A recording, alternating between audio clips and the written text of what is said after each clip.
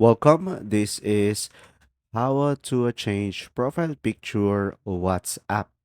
So guys, in order for you to do this process, first thing is just simply go ahead and open up the WhatsApp application into your device.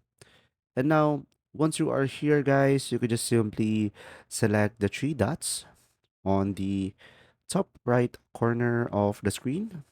Now, over here, you could just simply go to the very bottom and go through the settings. Now here on the settings, just simply select your profile at the very top.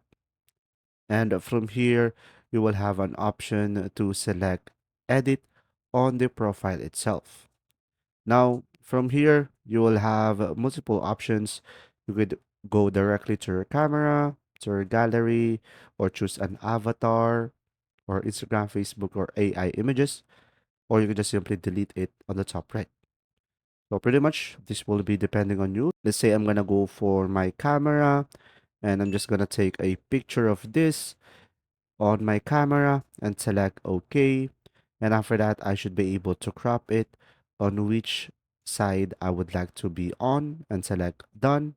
So guys, remember that this is just an example. And there you go. I hope this video helped you out. Thanks for watching.